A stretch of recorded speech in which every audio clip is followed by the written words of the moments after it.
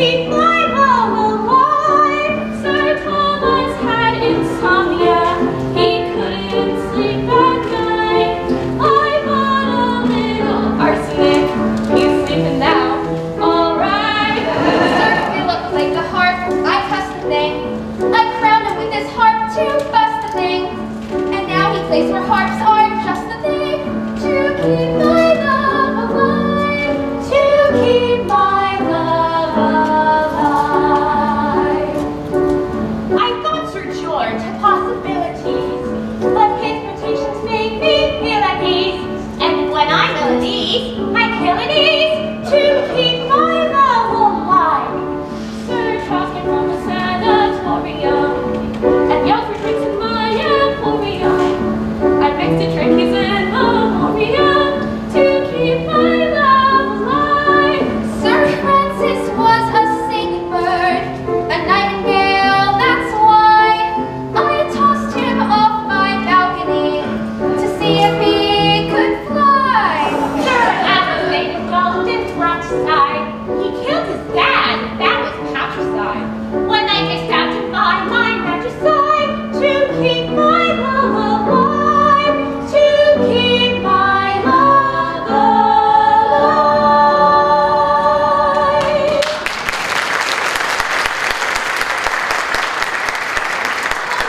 And welcome to Madison High School's production of Arsenic and Old Lace in the John H. Bunnell Auditorium. At this time, we ask you to please turn off all cell phones and please refrain from video or photography during the performance. Doing so will be very rude of you and might make us upset. And trust us, you don't want to.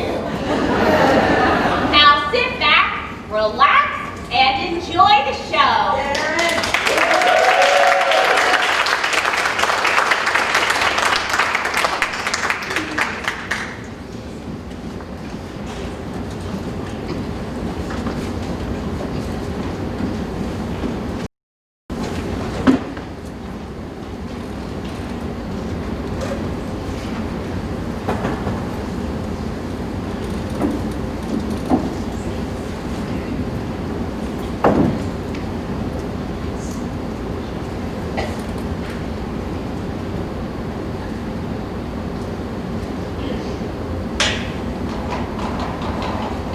Indeed, Dr. Harper.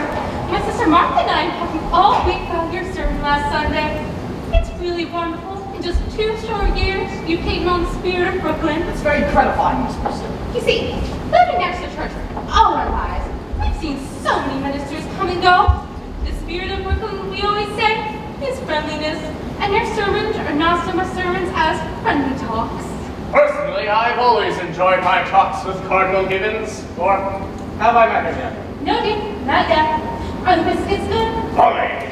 Won't you have another biscuit, Dr. Harper? Oh dear, I have no appetite for dinner now. I always eat too many of your biscuits just to taste the lovely jam. Well, you haven't tried the quince.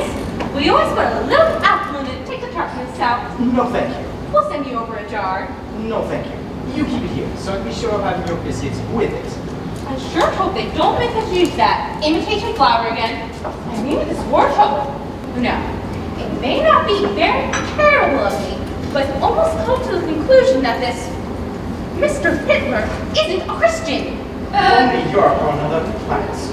Europe, sir! Yes, Teddy. Point your gun the other way! Gun? Now, Teddy. To the west! There's your danger! There's your enemy! Japan! Why?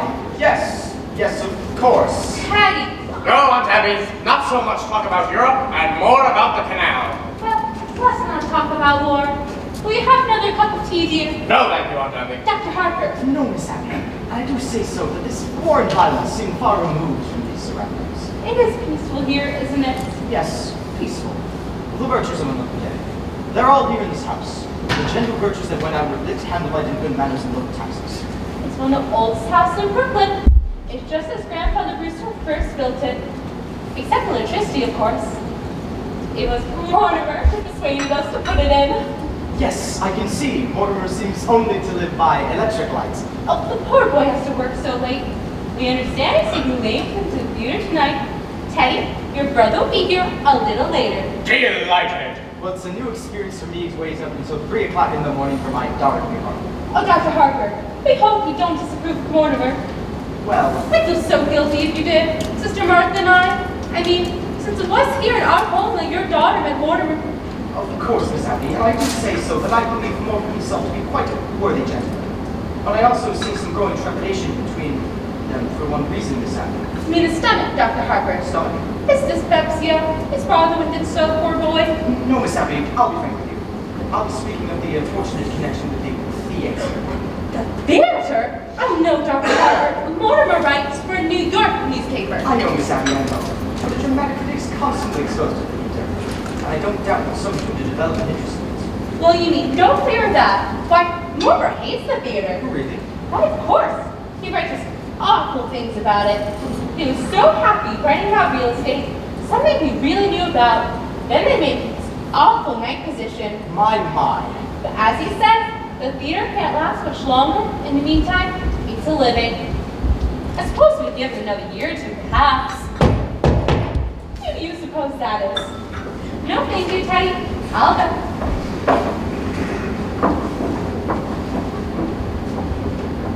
Come in, Mr. Brophy. Hello, Miss Brewster. How are you, Miss Klein? Very well, Miss Brewster. What news have you brought me? Colonel, we have nothing to report. Splendid. Thank you. At ease.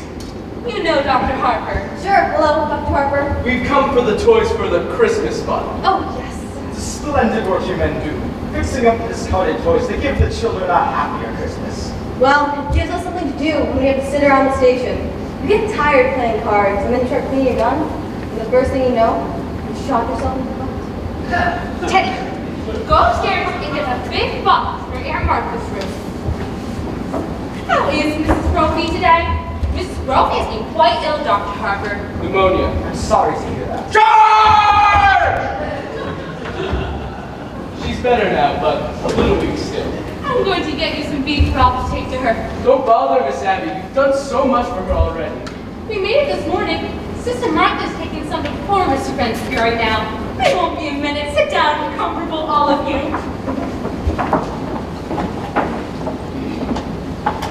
She really shouldn't go through all that trouble. Listen, try to stop her or her sister from doing something nice, and for nothing. They don't even care how you vote. When I received my call, my wife was well. When she died 4 months before, well, if I know what pure kindness and generosity is, it's because I'm one of those sisters. Colonel, you promised not to do that, but I have to call a cabinet meeting to get the release of those supplies. He used to do that in the middle of the night. Neighbors raised Cain with us. They're still a little afraid of him anyway. Oh, he's quite harmless. Suppose he does think he's Teddy Roosevelt. There's a lot worse people than we think he was. It's a damn shame. A nice family like this had to be cuckoo. Well, his father, the old girl's brother, was some sort of a genius, wasn't he? And their father, Teddy's grandfather. Seems to me he was a little crazy too. Yeah, he was crazy like a fox. Made $1 million. Really? Here in Brooklyn? Yeah, patent medicine. He was kind of a quack of some sort. Old Sergeant Edwards remembers him. He used this house here as some sort of clinic, tried him out on people. Yeah, I hear he used to make mistakes occasionally. The department never bothered him much because he was useful in autopsies sometimes, especially poison cases. Well, whatever he did, he left his daughters fixed for life. Thank God for that. Not that they'd ever spend any of it on themselves. Yes, I'm well acquainted with their charities. You don't know a tenth of it. When I was with the Missing Persons Bureau, I was trying to trace an old man that we never did find. Did you know there's a renting agency here in Brooklyn that has this house down on its list for furnished rooms? They don't rent rooms here, but you can bet that anybody who comes here looking for a room goes away with a good deal. And probably a few dollars in their kit. It's just their way of digging up some people to do some good to. But now, isn't this nice? Good afternoon, Miss Brewster. How do you do, Miss Brophy? Dr. Harper, Miss Klein. How are you, Miss Brewster? You dropped in for your Christmas toys. Oh yes, Teddy's Army and Navy. They were out. They're all packed. Colonel's upstairs after them right now. He says the cabinet has to okay it. Yes, of course. I hope Miss Brophy's doing better. She's doing fine, ma'am. Your sister's getting me some soup to take to her. Oh yes, we made that this morning. I just took some to a poor old man who broke ever so many bones. Oh,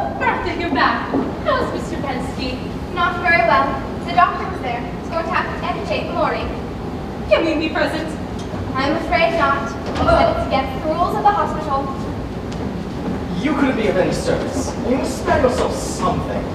Here's your broth, Mr. Brophy. Be sure it's good and hot. Yes, ma'am. This is fine. We'll make a lot of kids happy. That O'Malley boy is nothing about soldiers. That's General Miles. I've retired him. And what's this? The organ? Teddy dear, put it back. But the organ goes to Australia. Now, Teddy. No, I've given my word to Fighting Bob Evans. But Teddy, What matters what kid gets it? Bobby Evans, is he going? We'll run along, ma'am. Thank you very much. Not at all. Goodbye. I must be getting along. Oh, before you go, Dr. Harper. Charge! Charge the blockhouse! the stairs are always San Juan Hill. Have you ever tried to persuade him that he wasn't Teddy Roosevelt? Oh, no. But he's so happy being Teddy Roosevelt. Once, a long time ago, remember, Martha? We thought if you'd be George Washington, it might be a change for him. But he just stayed under his bed and wouldn't be anybody. I'd so much rather you be Mr. Roosevelt than nobody. Well, if he's happy, and what's more important than being happy? You see that he signs here. What are these? Dr. Harper has made all arrangements pertaining to the Happiness Sanitarium after we pass on. But why should he sign anything now? It's better to have all settled. If the Lord should suddenly take you away, perhaps we couldn't persuade Teddy to commit himself, and that would mean an unpleasant legal procedure. Mr. Witherspoon has filed them until the time comes to use them. Mr. Witherspoon? Who's he? He's the superintendent of Happy Hill. Dr. Harper has arranged for him to drop in tomorrow and the next day to meet Teddy. I must be getting along, or Elaine will be waiting for me. Give her a look to Elaine. And Dr. Harper, please don't think harshly of Mortimer because he's a dramatic critic. Somebody has to do those things. Did you just have tea? Is your travel late? Yes, and dinner's going to be late too. So, why? Teddy, good news for you. You're going to Panama to dig another lock for the canal. Delighted! That's bully, just bully. I'll get started immediately. George! Maggie, while I was out? Yes, dear, I just couldn't wait for you. I didn't know when to be back, and Dr. Harper was coming. What, all by yourself? Oh, I got along fine. Well, I'll just run right down and see. Oh, no! I was all alone, there wasn't time. Well, Martha, just look in the window seat.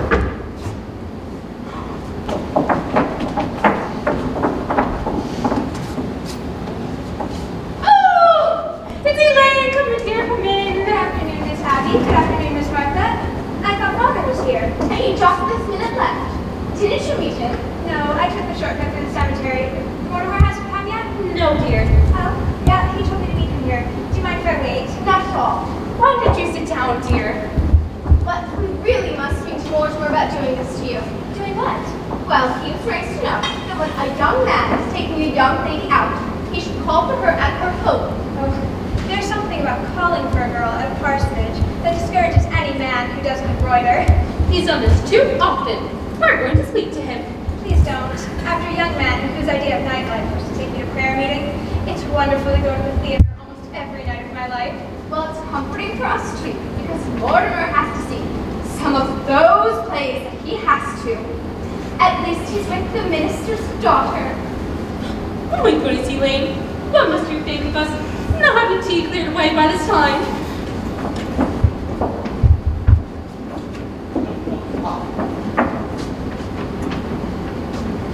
Now, Abby, don't deal with anything in the kitchen until Mortimer comes, and then I'll help you. Mortimer should be back any minute now. Yes, Father must have been surprised on finding me at home. I'd better run over and say goodnight to him. It's a shame you missed him, dear. If Mortimer comes, you tell him I'll be right back. Hello, Mort. Hello, Elaine. Hello, Aunt Martha. Abby, Mortimer's home. Were you going somewhere? I was just going over to tell Father not to wait up for me. I didn't know that was still being done, even in Brooklyn. Hello, Mortimer. Hi, Abby. How are you, dear? Oh, I'm well. You look alright. You haven't changed much since yesterday. Oh my goodness. It was yesterday, wasn't it? seen a great deal more of you lately. Well, come, sit down, sit down. Abby, how about for something to do in the kitchen? Huh? You know, the tea things. Oh, the tea things. Well, you two just make yourselves at home. Just make yourselves at home. Well, can't you take a hint? No. Was a little obvious though. Lack of inventiveness, I'd say. Yes, that's exactly what you'd say. Where do you want to go for dinner? I don't care. I'm not very hungry. Well, I just had breakfast. Suppose we wait until after the show. But that'll make it pretty late, won't it? Now with the little stinker we're seeing tonight, from what I've heard about it, we'll be at Blake's by 10 o'clock. You want to be fair to these plays. Are these plays fair to me? I've never seen you walk out on a musical. That musical isn't opening tonight. No? Darling, you ought to learn the rules. With a musical, there is always 4 changes of title and 3 postponements. They liked it in New Haven, but it needs a lot of work. Oh, I was hoping it's a musical. You have such a light mind. Not a bit. Musicals somehow have a humanizing effect on you. After a serious play, we joined the proletariat in the subway, and I listened to electrical drama. After a musical, you bring me home in a taxi, and you make a few passes. Now wait a minute, darling. That's a very inaccurate piece of reporting. Oh, I will admit that after the Berman play, you told me I had authentic beauty, and that's a hell of a thing to say to a girl. It wasn't until our first musical that you told me I had nice legs. And I have, too. Mr. Doherty, you know a lot about life. Where'd you learn it? In the choir loft. I'll explain to you, darling, someday the close connection between eroticism and religion. Well, this never gets as high as the choir loft. Which reminds me, I'd better tell Father not to wait up for me tonight. I've never been able to rationalize it. What? I'm falling in love with a girl who lives in Brooklyn. Falling in love? You're not sticking to the articulate, are you? The only way to regain my self-respect is if I keep you in New York. Did you say keep? I've come to the conclusion you're holding out the legalities. I can afford to be a good girl for quite a few years yet. And I can't wait that long. Merker would be married in a hurry. Say tonight. I'm afraid Father will insist on officiating. Oh, God! But your father can make even the marriage service sound pedestrian. Are you by any chance writing a review of it? Forgive me, darling. It's an occupational disease. I have to give that play tonight a good notice. No, darling, don't pretend you love me that much. I'm sure to tell your father not to wait up tonight. I think I'd better tell him to wait up tonight. I'll telephone Winchell to publish the bands. Nevertheless. All right. Everything all formal and legal, but no later than next month. Darling, I'll talk to Father and we'll set the date. Let's see what's in rehearsal first. There'll be a lot of other first nights in October. Hello, Mortimer. Hello, Mr. President. How are you? Bully, thank you, just bully. What news have you brought me? Only this, Mr. President. The country stands squarely behind you. Yes, I know. Isn't it wonderful? Well, goodbye. Goodbye. Where are you off to, Teddy? Panama. Panama's the cellar. He digs locks for the canal down there. You're so sweet with him, and he's very fond of you. Teddy always was my favorite brother. Favorite? Were there more of you? There was another brother, Jonathan. I never heard of him. Your aunts never mentioned him. We don't really like to talk about Jonathan. He left Brooklyn really early by request, and, well, he was the kind of boy who liked to cut worms into with his teeth. What became of him? I don't know. He wanted to become a surgeon like grandfather, but wouldn't go to medical school first. And, I don't know, his practice got him into trouble. Aren't you two going to be late to the theater? We'll leave for another half hour. We're skipping dinner. I'll leave you two alone together again. Don't bother, darling. I had better run over and talk to Father. Before I go out with you, he likes to pray over me a little. I'll be right back. I'll cut through the cemetery. If the prayers are too long, I'd have time to lead you beside distilled water.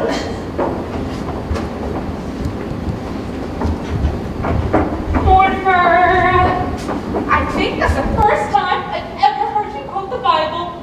We knew Elaine would be a good influence for you. Oh, by the way, I'm gonna marry her. What? Oh, darling! Martha! Martha, come in here! I've got the most wonderful news for you. Mortimer and Elaine are going to be married! We hoped it would happen like this. Elaine must be the happiest girl in the world. Happy. Just look at her leaping over those gravestones. So agile. What's that? What's what, dear? See that statue there? That's a Horrendina Carnina. No, dear. That's Emma B. Stout descending to heaven. No, I never be Stout's left ear. That bird. That's a red-crested swallow. I've only seen one of those before in my life. I don't know how you can be thinking about a bird at a time like this. What, Elaine, the engagement and everything? It's a vanishing species. Thoreau was very fond of them. It reminds me, I left a large envelope here last week and had one of my chapters from my book on Thoreau in it. Have you seen it? Well, if you left it here, then it must be around somewhere. What are your plans? When you're going to be married? There must be something more than house about Elaine. Elaine? Oh, Elaine thought it was brilliant. What was, dear? My chapter on Thoreau. Well, when Elaine gets back, we ought to have a little celebration. We must drink to your happiness. Martha, isn't there some that Lady Baltimore takes left in the kitchen? Yes. And I'll open a bottle of wine. And to think, it happened in this room. Where can I put that?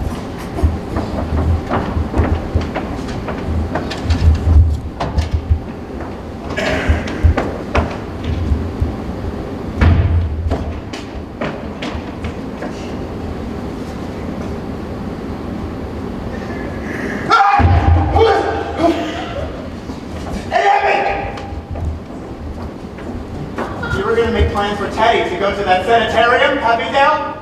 Yes, Dr. Harper's here today and brought all the papers for Teddy to sign. Here they are. He's got to sign them right away. That's what Dr. Harper thinks. Then there won't be any legal difficulties after we pass on. Teddy's in the cellar. He's got to sign them this minute. Get him up here. There's no such hurry as that here. No. When Teddy starts work on the canal, you can't get a smile or anything else. He's got to go to Happydale now. Tonight. No, dear. That's not until after we're gone. Right away, I tell you, right away! Mortimer, how can you say such a thing? Why, as long as we live, we'll never be separated from Teddy. Listen, darlings. I've got some shocking news for you. Now, we've all got to try to keep our heads. We've all sort of humored Teddy, but we thought he was harmless. Why he is harmless, dear? He was harmless. That's why he has to go to Happydale. Why he has to be confined. Mortimer, why have you suddenly turned against Teddy, your own brother? Well, you're going to find out sometime. It might as well be now. Teddy's killed a man. Nonsense, dear. There's a body in the window seat! Yes, dear, we know.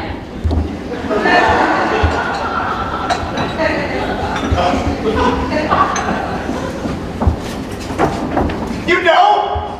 Yes, dear, but it has nothing to do with Teddy. Now, Mortimer, just forget about it. Forget you ever saw that gentleman. Forget. We never dreamed you peak. But who is he? His name's Hoskins. Adam Hoskins. That's all I really know about him. Except that he was a Methodist. Well, that's all you know about him. Well, how did he get here? What happened to him? He died. Yeah, but man, don't just get into window seats and die! No, he died first. Well, how? Mortimer, don't be so inquisitive. The gentleman died because he drank some wine with poison in it. How did the poison get in the wine?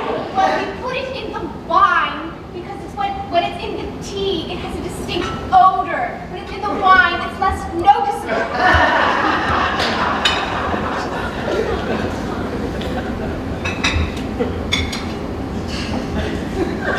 You put his wife?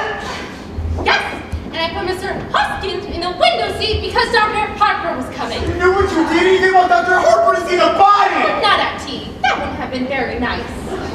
Now, Mortimer, you know the whole thing. Just forget about it. I do think Martha and I have the right to our own little secrets.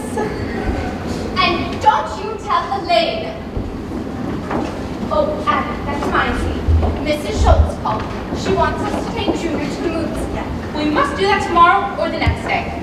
Yes, but this time we'll do something we want to. I'm not going to let him drag me into another one of those scary pictures. Hello, city desk. Hello, do you know what this is? That's right. Say, when I left the office this morning, I told you where I was going. Do you remember? Well, where did I say? Right, it takes about a half hour to get to Brooklyn. What time have you got? She's right. I must be here. And have you Brooklyn come in here? What are we going to do? What are we going to do? What are we going to do about what, dear? And Brooklyn, there's a body in there! Yes, Mr. Hoskins. Good heavens, I can't turn you over to the police. What are we going to do? Well, for one thing, dear, stop being so excited. For goodness sake, stop worrying. We told you to forget the whole thing. And Martha, how can I make you realize something needs to be done about this? Mortimer, behave yourself. Aren't you always flying off the handle like this? But Mr. Hotchkiss. Hoskins, dear! Whatever his name is, you can't leave him in I there! don't intend to, dear. No, Teddy's downstairs now in the cellar, digging the lock. You mean you're gonna bury Mr. Hotchkiss in the cellar? Yes, dear, that's what we did with the others. No, you can't bury him in the... Others? The other gentleman. The others? When you say others, do you mean there's more than one? Yes, dear, I believe this is 11? No, dear, this makes 12. Are you sure? I'm pretty sure it's only 11. Yes, because it occurred to me when Mr. Hoskins first came in, he would make an even dozen. Well, are you counting the first one? Well, I was counting the first one. So that makes this 12.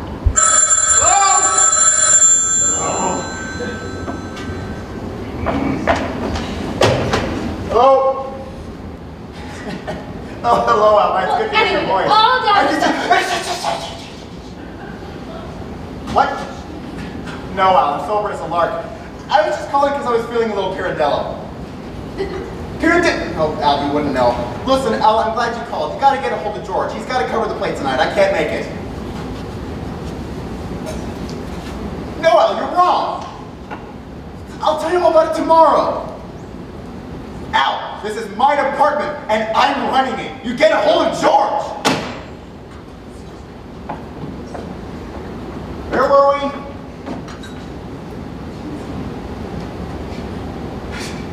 Good God, 12? Yes, dear.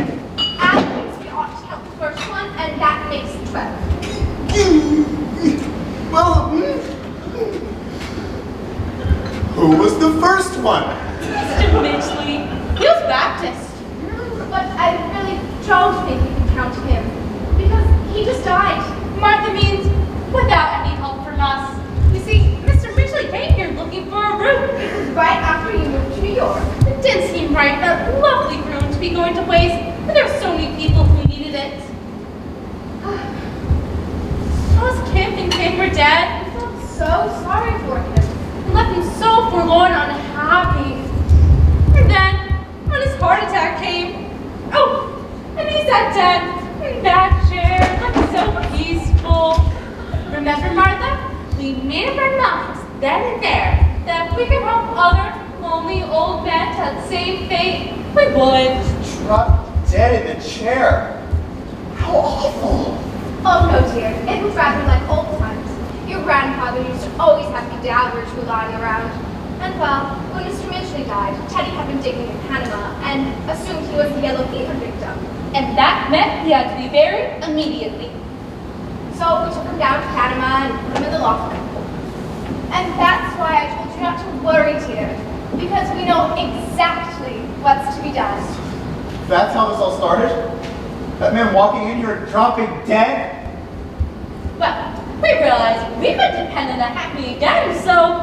Well, you remember your grandfather's old jars of poison up in the laboratory? You know your Aunt Martha's knack for mixing things. You've eaten enough for a piccalilli. Well, dear, for a gallon of elderberry wine, I take a teaspoonful of arsenic, a half teaspoon of strychnine, and just a pinch of cyanide. That's quite a kick. Yes, as a matter of fact, one of our gentlemen even found time to say, how delicious. Well, I really must get dinner started in the kitchen. Oh, I wish you would stay for dinner. I'm trying out a new recipe. I couldn't even pay. I'll hop you in a minute, dear. Well, I feel so much better now. You have to leave me late, don't you? How happy you must be. Well, I'll leave you alone with your thoughts.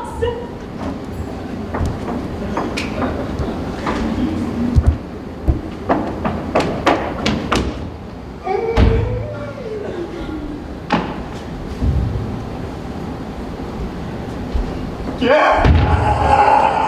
Oh, it's you! Don't be cross, darling. Father would see that I was excited, so I told him about us, and that made it hard for me to get away. But listen, he's not going to wait up for me tonight. Well, I'm home late. I'll call you up tomorrow. Tomorrow? You know I'd call you up every day or two. But we're going to the theater tonight. No, we're not. Well, why not? Well, yeah, something's come up. Mortimer, you've lost your job! No, I haven't lost my job. I'm just not covering that place tonight. But I've got to know what's happened. Certainly you can tell me. No, I can't. But if we're going to be married... Married? Have you forgotten that not 15 minutes ago you proposed to me? I did? Oh, that's right, I did! Well, as far as I know, that's still on. So you run along home, and it's time for me... What? Listen, you can't propose to me one minute and throw me out of the house the next. I'm not throwing you out of the house. Now, will you get out of here? No, I will not get out of here. Not until I've had some kind of explanation.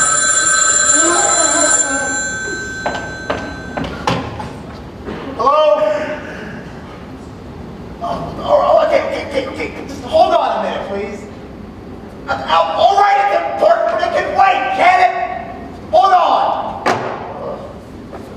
Look, Elaine, you're a sweet girl, and I love you, but I've got something on my mind right now, and I need you to go home and wait until I call you. Don't try to be masterful.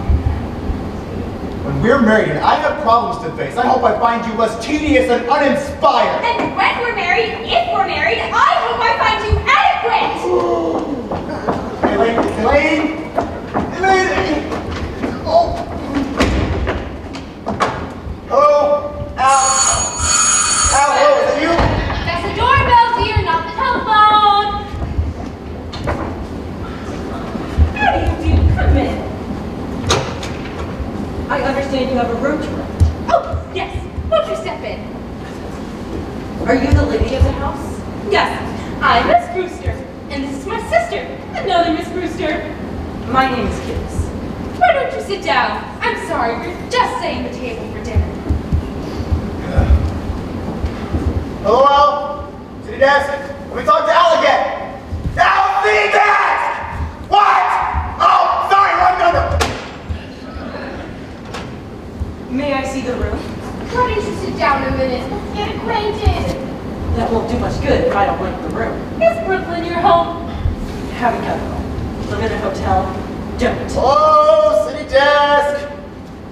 Are your family Brooklyn people? Haven't got it. All alone in the world? Yep. Well, Martha, if Mr. Gibbs won't join us for breakfast, we should at least offer him a glass of elderberry wine. Hello, Al. It's Mort. We got cut off. Listen, I can't cover that place tonight. That's all there is to it. I can't do it. What church do you go to? There's an Episcopal one, practically next door. I'm Presbyterian. Used to be. What's George doing in Bermuda? Well, certainly I told him he could go to Bermuda. It's my department, isn't it? Well, I can't do it. You gotta get somebody up. Look around the office. I'll hold on. Is there always this much noise? He doesn't live with us. Well, there's gotta be somebody around the place. How about the office boy? You know, the bright one, the one we don't like. I'd really like to see the room. It's upstairs. Why won't you try a glass of wine before we start up? Never touch it. Oh, it's elderberry wine. We make it ourselves. Elderberry wine. I haven't had elderberry wine since I was a boy. Thank you. Well, there must be some printers around. The fellow who sends my copy. You gotta know about what I write about. His name is Joe. 3 machines from the left. Well, for all we know, he could turn out to be another Burns Mantle. Do you have your own elderberry bushes? No, but the cemetery has plenty. No, I'm not drinking, but I'm gonna start now! God! Do you serve meals? We might, but first, just see if you like our wine. With morons. Mortimer! What?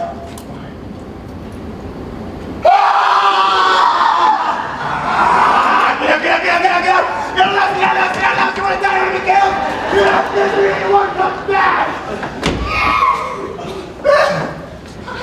Now you throw everything. You can't do things like that! I don't know how to explain this to you, but not only is it against the law, it's wrong! It's not a nice thing to do! People wouldn't understand. He wouldn't understand! Abby, we shouldn't have told Mortimer. Well, what I mean is, this has developed into a very bad habit. We don't try to stop you from doing the things you like to do. We don't see why you should interfere with us. What? All right. I'll see the first act, but I'll pay the hell out of it. Al, I need you to do something for me. Get a hold of O'Brien, our lawyer, the head of our legal department. Have him meet me at the theater. All right? Don't let me down. Okay, starting now. Listen, darlings. I've got to go to the theater. I can't get out of it. Before I go, promise me something. We have to know what it was first. You know I love both of you very much. And I know you love me. You know I'd do anything in the world for either of you. And I want you to do this one teensy little teeny tiny thing for me. What do you want us to do? Nothing. Don't do anything. Stay in the house. Don't let anyone in the house. And leave Mr. Hoskins right where he is. Why? I need some time to think.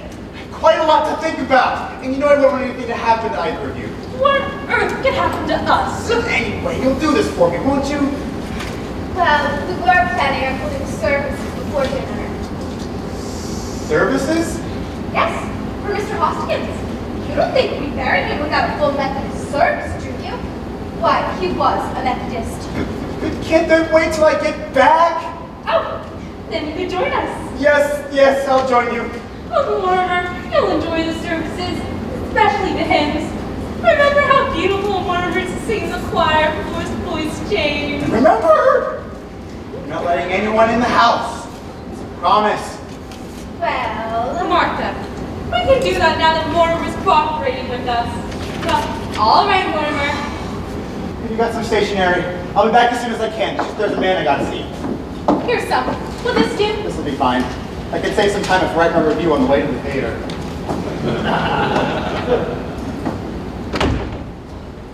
Mortimer didn't seem quite himself today. Well, it's only natural, and I think I know why. Oh, why? Why? He's just engaged to being married. I suppose that always makes a man nervous. Well, I am very happy for him and Elaine, and I hope that their honeymoon will give Mortimer a real vacation. I don't think he got much rest this summer. Well, at least he didn't go kiting off to China or Spain. I never could understand why someone wanted to do that. But I think to Mortimer, the theater has always seemed like small potatoes. He needs something big to criticize, like the human race. Abby, I just realized that if Mortimer's going to be joining us for services, we're going to need an extra hymnal. There's one in my room.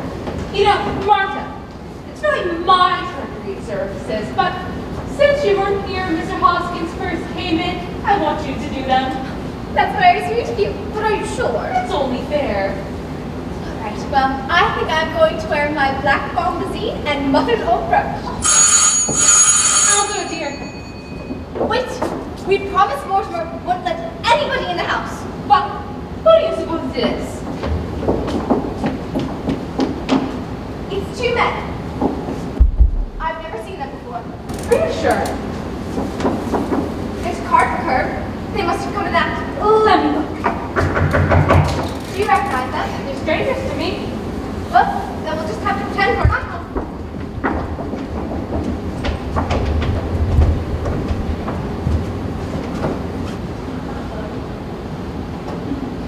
Come in, Doctor.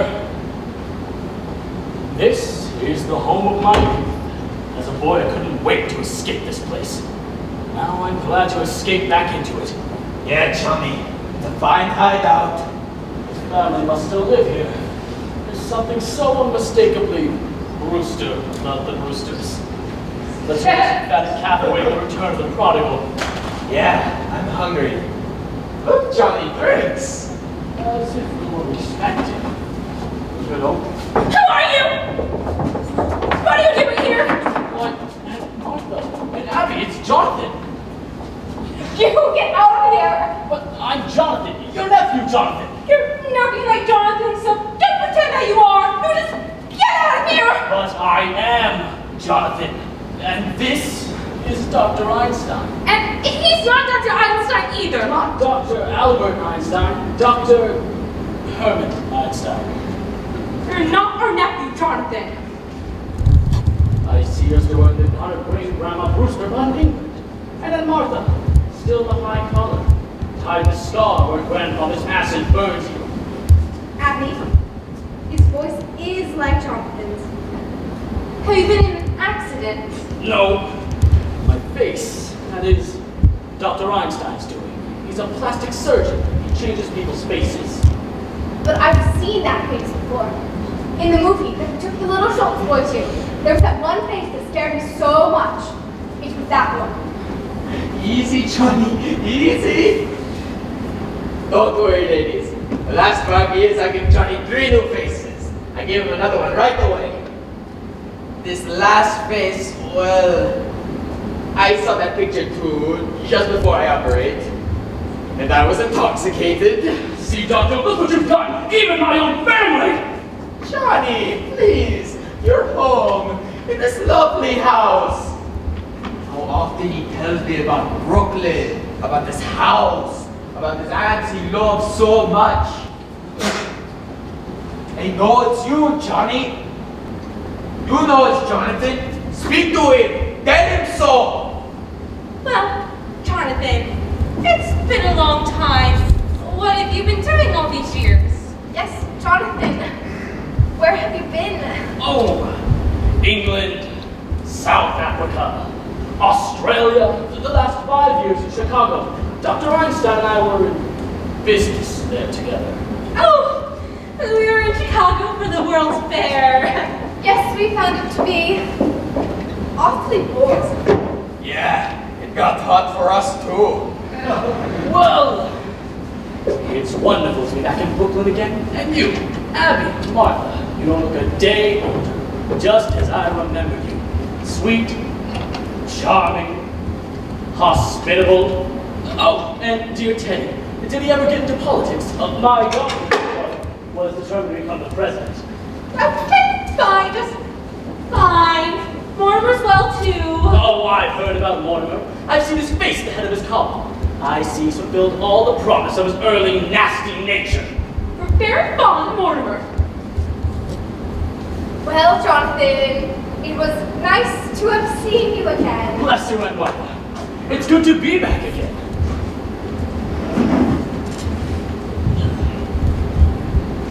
Martha, we mustn't let what's on the stove boil over.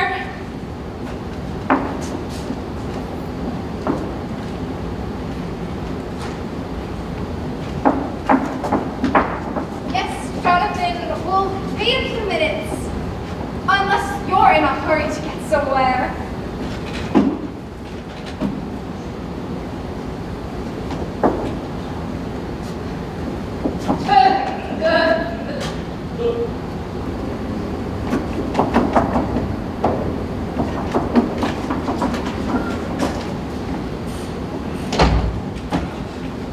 Well, Johnny, where do we go from here? We have to think fast. The police have pictures of that face. I got to operate on you right away. We got to find some place for that. And we got to find some place for Mr. Spinozzo too. Don't waste any worry on that rat. But Johnny, we got a hot stick on our hands. Forget Mr. Spinozzo. But you can't leave a dead body in the rumble seat. You shouldn't have killed him, Johnny. He's a nice fellow. He gives us a lift. And what happens? He said I looked like Boris Karloff. That's your work, Doctor. You did that to me. Johnny, we find a place somewhere. I fix you up quick. Tonight. But Johnny, I got to eat first. I'm hungry. I'm weak. Jonathan, we're glad that you remembered us and took the time to come in and say hello, but, well, we were never happy with you in this house, and you were never happy in it, so we just come to say goodbye. And Abby, I can't say your feelings toward me come as a surprise. I spent a great many years regretting the many hardships I must have caused you as a boy. You were quite a trial to us, Jonathan. But my real disappointment was for Dr. Einstein. I promised that no matter how we rushed through Brooklyn, I'd take him home and try one of Aunt Martha's home-cooked dinners. Oh, I'm sorry. I'm afraid there wouldn't be enough. Abby, it is a pretty good-sized pot roast. Ooh, pot roast. And I think it's the least we can do to... Bless you, Aunt Martha. We'll stay to dinner. Well, hurry it along. Yes. Oh, and Jonathan, if you want to freshen up, you can use the washroom in Grandfather's old laboratory. Is that still there? Yes, it's just as he left it. Well, I'll go help Martha in the kitchen since we're all in a hurry.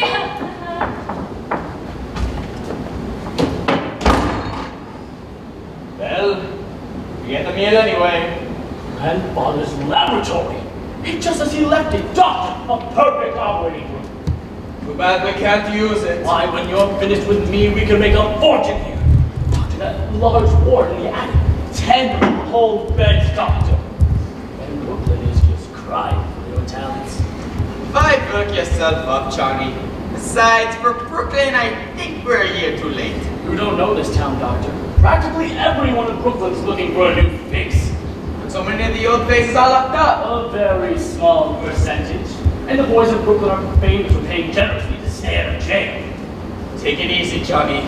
Your aunts, they don't want us here. Oh, well, we're here for dinner, aren't we? Yeah, but after dinner? Oh, leave it to me, Doctor. I'll handle it. Why, this place could be our headquarters for years. Oh, that would be beautiful, Johnny. Oh, this nice, quiet house. Those aunts of yours, what sweet ladies. I'd love them already. I get the bags, yeah? But wait, Doctor. We must wait till we're invited. But you just said... We'll wait till we're invited. And did they say no? Doctor. 2 helpless old women. This night comes through a beautiful dream. Only I hope you're not dreaming.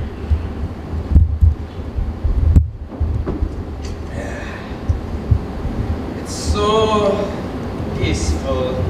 That's what makes this place so perfect for us, Doctor. It's so peaceful.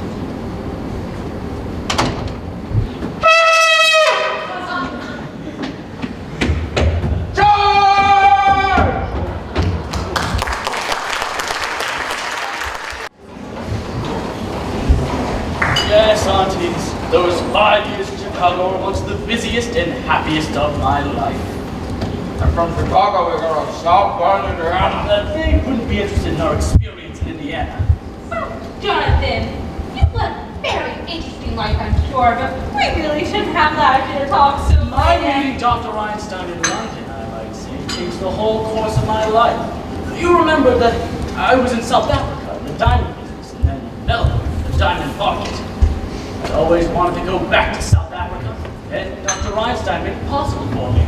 A good job, Johnny. When we take off the bandages, his face looks so different. The nurse had to introduce me. I always loved that face. I still carry a picture of it with me. This looks more the way you used to look, but I still want to recognize you. I think we'll go back to that face, Doctor. Yeah, it's safe now. Well, I know you two both want to get to where you're going. Oh, my dear aunties. I'm so full of that delicious dinner I can hardly move a muscle. Yeah, it's nice here. Well, it's getting very late, and... I found it! I found it! What did you find, Teddy? The story of my life. My biography. I have the picture I was telling you about, General. Right here. See? President Roosevelt and General Goebbels at Culebra Cut. That's me, General, and that's you. My, how I've changed. No. You see, that picture hasn't been taken yet. We haven't even started work at Culebra Cut. We're still digging the locks. Oh, and now, General, you will accompany me on the inspection of the new lock. No, Teddy, not to Panama. We go some other time. Panama's a long way off. Nonsense. It's just down in the cellar. Cellar?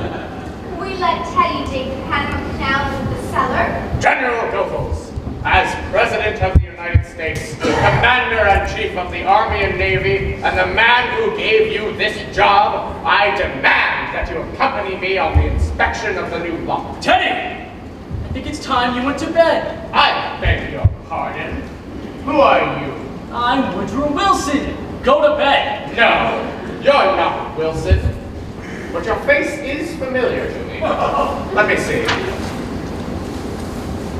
You're not anyone I know now, but perhaps later. Yes, on my hunting trip to Africa. You look like someone I might meet in the jungle.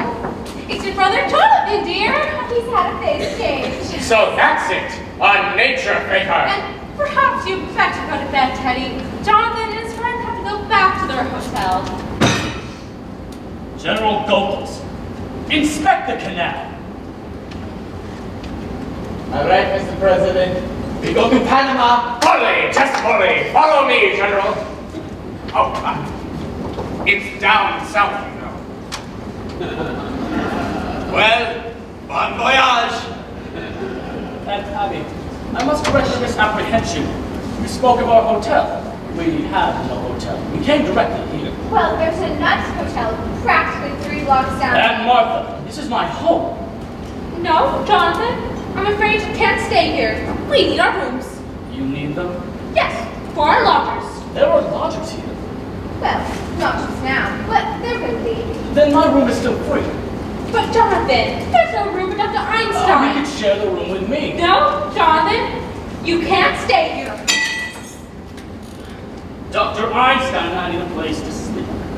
You remember that this afternoon as a boy I could be quite troublesome. Now, it wouldn't be very pleasant for either of us if... Perhaps we better let them stay here. For tonight. But just overnight, Jonathan. That's settled. Get our rooms ready immediately. They just need airing out. Yes, we can arrange for our lodgers. I think you and Dr. Einstein will find them comfortable. You have a most distinguished guest in Dr. Einstein. I'm afraid you don't appreciate his talents, but you will. In a few weeks, you'll see me looking like a very different Jonathan. She can't operate when you're here. When we resume operating. By the way, we're turning Grandpa's own laboratory into an operating room. Jonathan, we will not allow you to turn this house into a hospital.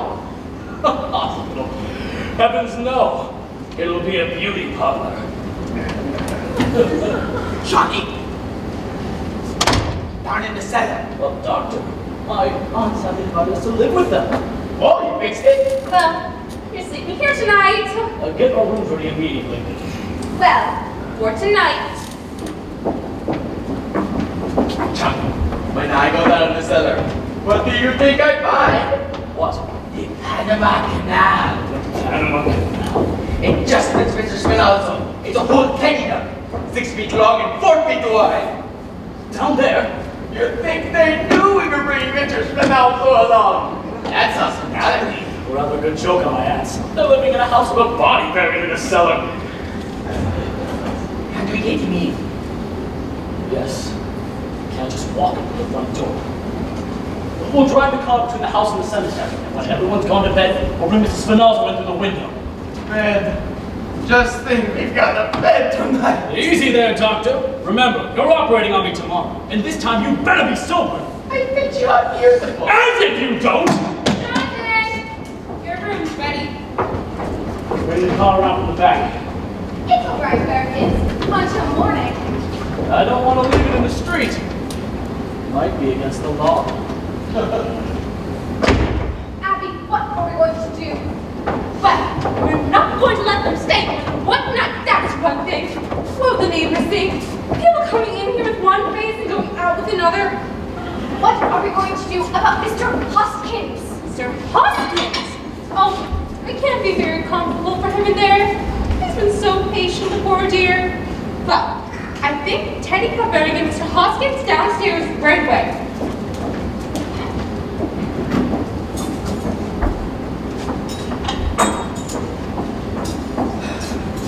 Martha, let's see if we can get them to go to bed right away. We will not let them stay for services.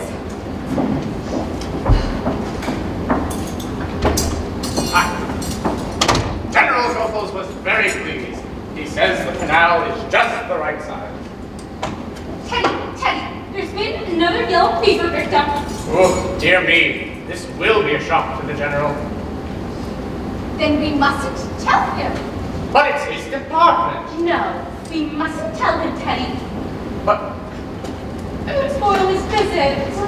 I'm sorry, Aunt Abby. It's out of my hands. It'll have to be told. Army regulations, you know. No, Teddy. We must keep it a secret. Yes. A state secret? Yes, a state secret. Promise. You have the word of the President of the United States. Cross my heart and hope to die. Now, how are we going to keep it a secret? Well, Teddy, you go downstairs. When it's all dark, when I turn out the lights, you come up and take the poor man down to the canal. Now, go along, Teddy.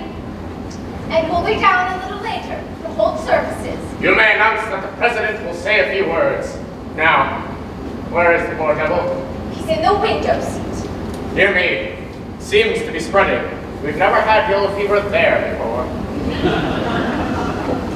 Remember, Martha, if we don't want Jonathan and Dr. Einstein to come to the services, we've got to get them to go to bed right away. Yes. And then by the time they're asleep, we'll be in our funeral clothes, ready to hold services. Abby, I've never seen Mr. Hoskins before. Oh my goodness, that's right. You were out. Well, you come along and see him now. He's really very nice looking, considering he's a Methodist. You luggage through here. Jonathan! Your room's waiting for you. You can go right now. I'm afraid we don't keep Brooklyn hours, but you two can run along to bed. Now, you seem very tired, both of you, and we don't go to bed this early. Well, you should. It's about time I came home to take care of you two. We weren't planning to go until... And Martha! Did you not hear me say go to bed? Supposed to go to the laboratory in the morning. Now, we're all going to bed. I'll wait till you're up and turn out the lights. To the flight, Doctor. Run along, Aunt Martha. Aunt Abby? I'll be right up. Now, Aunt Abby, turn out the lights!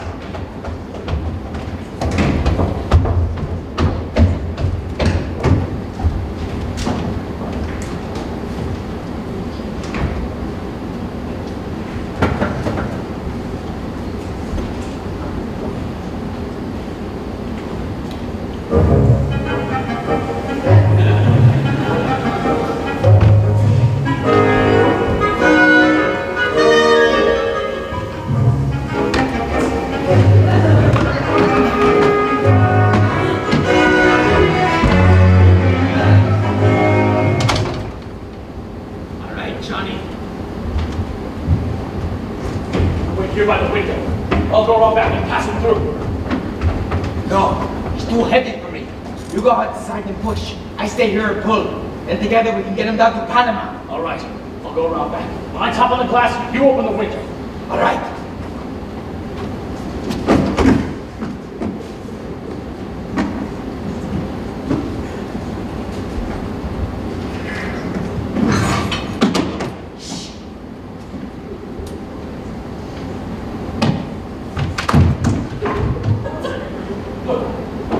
Who let this open? Don't come. Johnny? Okay. Wait a minute. You lost a leg somewhere. Now I got it. Come on. That was me, Johnny. I slipped. Be more careful. Then his shoe came off. All right, Johnny. I got him. Johnny, somebody at the door. Go quick. No package here. Go quick.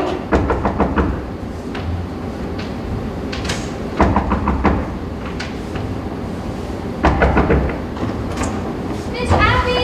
Miss Martha! Miss Abby! Miss Martha! Who is it? Is that you, Teddy? Who are you? Who are you? I'm Elaine Harper. I live next door. Then what are you doing here? I came over to visit Miss Abby and Miss Martha. Turn on the lights, Doctor.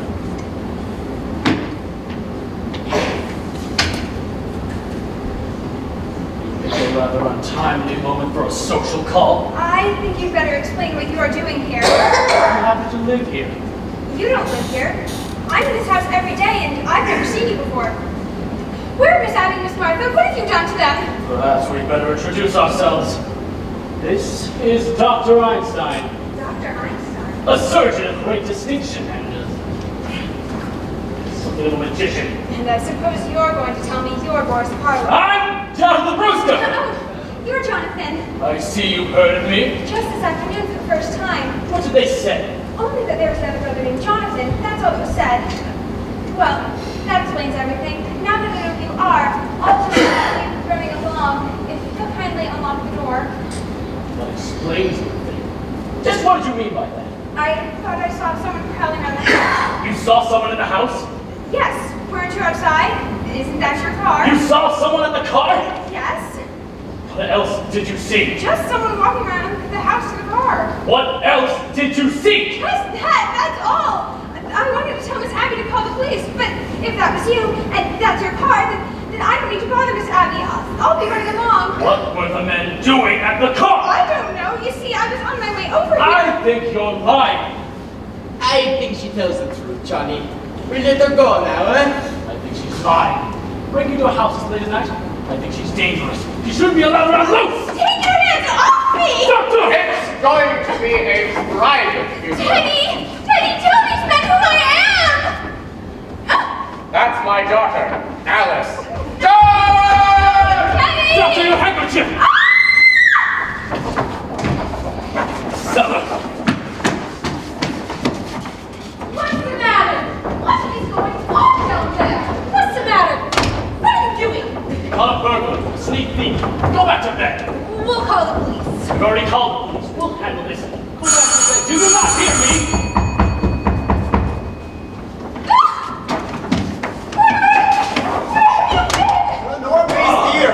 Known better. Oh, God, I'm still there. It's your brother, Jonathan, and this is Dr. Einstein. I know this isn't a nightmare, but what is it? I've come back home, Mortimer. Who did you say this was? This is your brother, Jonathan. He's had his face changed. Dr. Einstein performed the operation. Jonathan. Jonathan, you always were a horror, but you gotta look like one. Easy, Johnny. Easy. Mortimer, do you not remember the things I used to do to you when we were boys? When you were tied to the bedpost? The needles under your fingernails? God, it is Jonathan. I remember you. I remember you as the most vicious, venomous, detestable form of animal life I ever knew. Now, don't you two boys are quarreling the minute you've seen each other. There won't be any fight at Abby. Jonathan, you're not wanted in this house. Get out! We've been invited here to stay. Not in this house. Just for tonight. I don't want him anywhere near me. But we did invite them for tonight, and it wouldn't be very nice to go back on our word.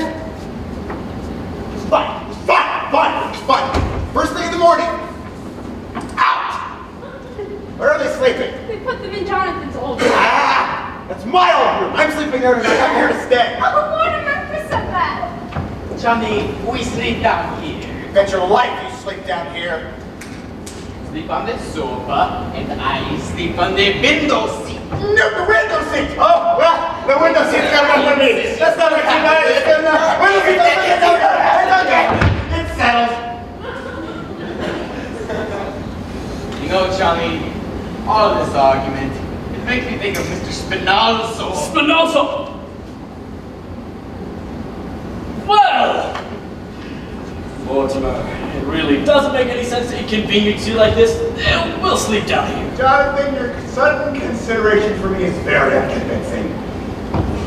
Come along, Johnny. We get the things out of the room, eh? Don't bother, Doctor. No, Doctor. I've completely lost track of Mr. Spinalzo. Mr. Spinalzo you keep talking about. That's the friend of ours Johnny's been looking for. Don't bring anyone else in the house. Don't worry, Johnny. Run me back, I tell you all about it. Mortimer, you really don't have to sleep down here. I can go with Martha and take my own room. No trouble at all, that Tabby. We packed in a few minutes, and then you can have your room, Mortimer. If you're just wasting your time, I already told you I'm sleeping down here tonight. Mortimer! What's the matter with you, dear? I've almost been killed. You've almost been killed. Abby, Martha! No! It was Jonathan! He was struck a Arsenic thief! No, it was more than that. He's some kind of maniac. Mortimer, I'm afraid of him. Trembling. You got any smelling salts? No, we can make some hot tea or coffee. Coffee? And make some for me too. And some sandwiches. I haven't had any dinner. We'll make something for both of you. Martha, we can leave our sails down here now. So you were planning on going somewhere, were you? You know what time it is? It's after 12. 12. At 12, Abby, you gotta go home. All right. I want some sandwiches before you go. It won't take a minute. Why don't you remember? We're going to make you something to celebrate your engagement. And that's just what we'll do. We'll make a nice supper for both of you. And we'll open a bottle of wine. All right. Ah! No, why? Mortimer, what's going on in this house? What do you mean what's going on in this house? Yeah, we were supposed to go to dinner and theater tonight. You called it off. You asked me to marry you. I said I would, and 5 minutes later, you threw me out of the house. Tonight, just after your brother tries to strangle me, you want to chase me home. Now listen, Mr. Brewster. Before I go home, I want to know where I stand. Do you love me? Elaine, I love you very much. I love you so much that I can't marry you. Have you suddenly gone crazy? Well, I don't think so, but it's only a matter of time. See, insanity runs in my family. It practically gallows. Wait a minute. You've got to do better than that. No, dear. There's a strange change in the Brewster blood. Well, if you really knew my family, well, don't you expect the Strindberg had written health about it? Now, just because Teddy is No. This goes way back to the first Brewster, as in the one who came over on the Mayflower. You know, in those days, the Indians used to scalp the settlers. He used to scalp the Indians. Mortimer, that's ancient history. No, the whole family. Take Grandfather Brewster, for example. He tried out his patent medicines out on dead people to be sure that he wouldn't kill them. He wasn't so crazy. He made $1 million. And then there's Jonathan.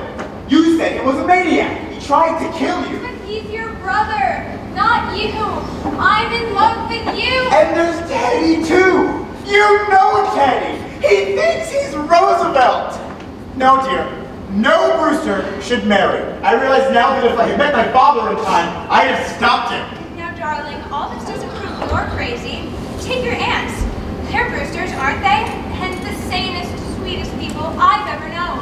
Well, even they have their peculiarities. Yes. But what lovely peculiarities. Kindness, generosity, human sympathy. There's another one? Mortimer, there are plenty of others. You can't tell me anything about your aunts. I'm not going to. You gotta go home right now. Something very important just come up. From where?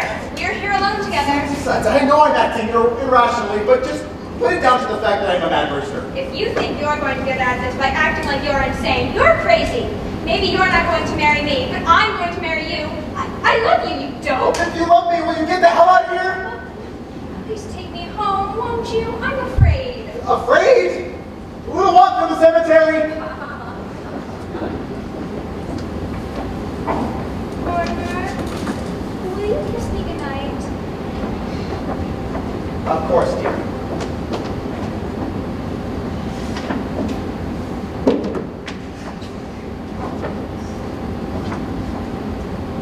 Well, good night, dear. I'll call you up tomorrow. You critic!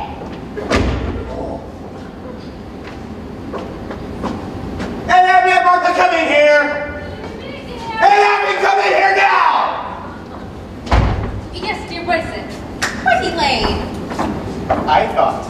You promised not to let anyone in the house while I was gone. Jonathan just walked. I don't mean Jonathan. Don't It's a screw Dr. Einstein. Who's that in the window seat? We told you, Mr. Hoskins. That is not Mr. Hoskins.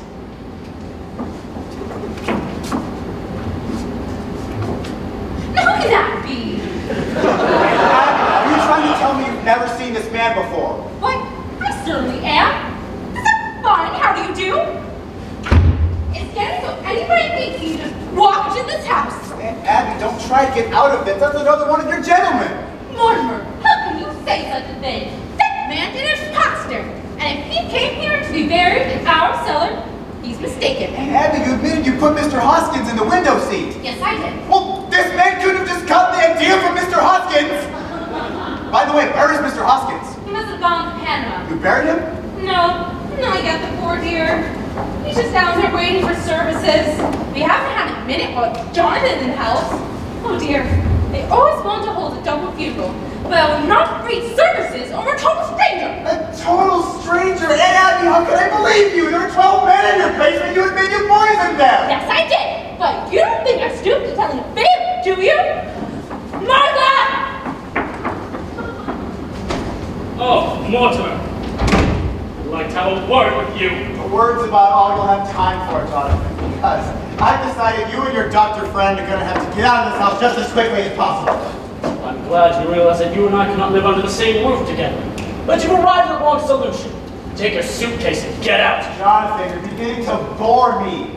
You played your one-night stand in Brooklyn. Move on! My dear Mortimer, just because you graduated from the back bench to the typewriter, don't think you've grown up. I'm staying, and you're leaving. And I mean now. You didn't say anything I'm afraid of, Jonathan! Mortimer! I've lived a very strange life. But if it's taught me one thing, it's to be afraid of nothing. Martha, just look and see what's in that window seat. Now then, Abby!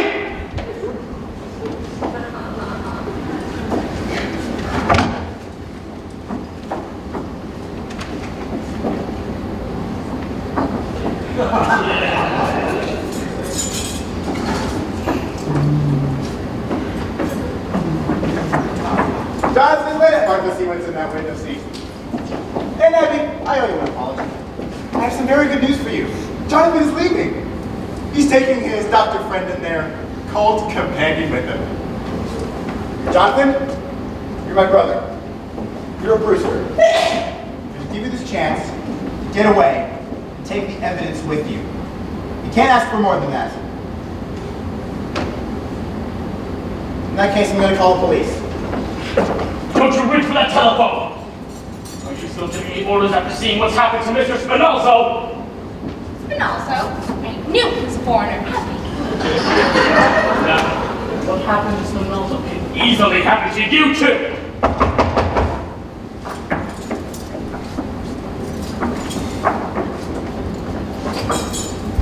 Hello, Miss Abby. Oh, Sara! Is there something we can do for you? I saw your lights on and thought there might be sickness in the house. Oh, you got company. I'm sorry I disturbed you. No. Come right in. Come in! Come right in, Officer O'Hara. This is our nephew, Mortimer. Pleased to meet you. And this is another nephew, Jonathan. Pleased to make your acquaintance. Well, it must be nice having your nephews visiting you. Are they going to be staying for a bit? Oh, I'm staying. My brother Jonathan was just leaving. I've seen you before, haven't I? I'm afraid not. Jonathan hasn't been home in years. Your face looks familiar to me. Maybe I've seen a picture of you somewhere. I don't think so! Yep, you hurry if I were you, Jonathan. You've got everything packed away, don't you? Well, you'll be wanting to say your goodbyes. I'll be running along. Oh, what's the rush? Let's have you stick around for a while till my brother goes. I just dropped in to make sure everything was all right. Well, we're just gonna have a cup of coffee for a few minutes. Won't you join us? I got the coffee. Well, I better make a few more sandwiches. I have no appetite for this time, Officer O'Hara. Don't bother. I'm due to ring in a few minutes. Oh, come on. My brother's leaving. Sit down and have a cup of coffee with us. Say, ain't I seen a photograph of your brother somewhere? I don't think so. He certainly reminds me of somebody. It looks like somebody you've seen in the movies. I never go to the movies. I hate them. My mother says they're a bastard on. Yes, it's full of them. Oh, your mother said that. Yeah, my mother was an actress. A stage actress. Maybe you've heard of her. Peaches Latour? Sounds like a name I've heard on a program. What did she play? Well, her big hit was Mutt and Jeff.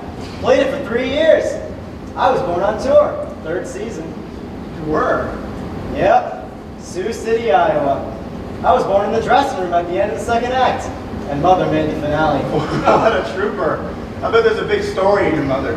You know, I write about the theater. You do? Say, you're not Mortimer Brewster, the dramatic critic. I am. Well, I certainly am glad to meet you. You know, Mr. Brewster, we're in the same line of business. We are. Yeah, I'm a playwright. Oh, this whole being on the police force is just temporary. How long you been on the force? 12 years.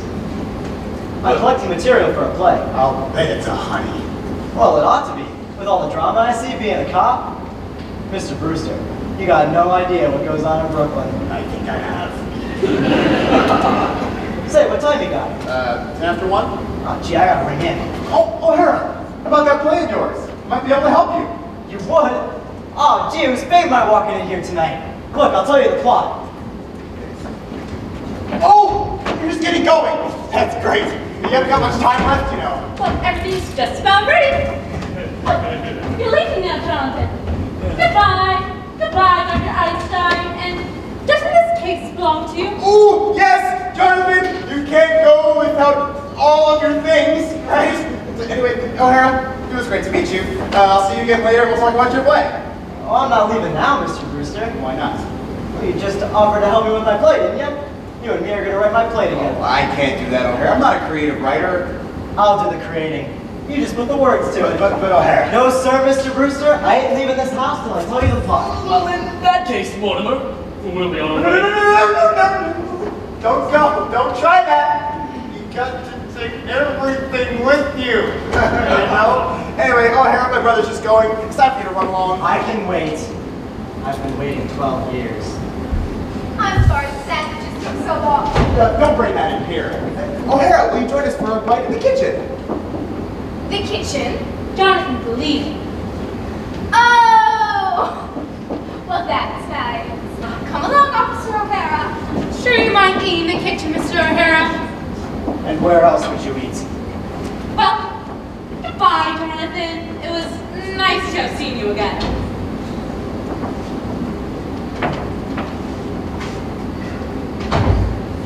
I'm glad you came back to Brooklyn, Jonathan. It gives me the chance to throw you out. The first one that goes your boyfriend, Mr. Spinoza.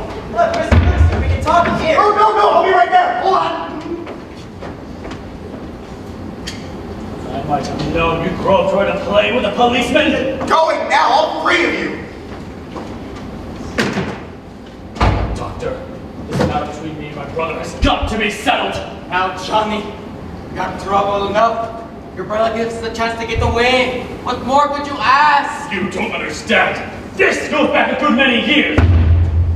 Now, Johnny, let's get going. No, we're sleeping here tonight. With the cop in the kitchen and Mr. Spinozzo in the window seat. That's all he's got on us. We'll take Mr. Spinozzo down and dump him in the bed and come right back here. And if he tries to interfere... Now, Johnny. Doctor, you know when I've made up my mind. Yeah, when you make up your mind, you'll lose your head. Brooklyn ain't a good place for you. Doctor! Okay, we stick together. Someday we get stuck together. If we're coming back here, do we have to take these with us? No, leave them here. Hide them in the cellar. Move fast! And also, he can go out the same way he came in. Johnny, come quick. What's the matter? You know that hole in the cellar? Yes. We got the eights in the hole. Come on, I show you.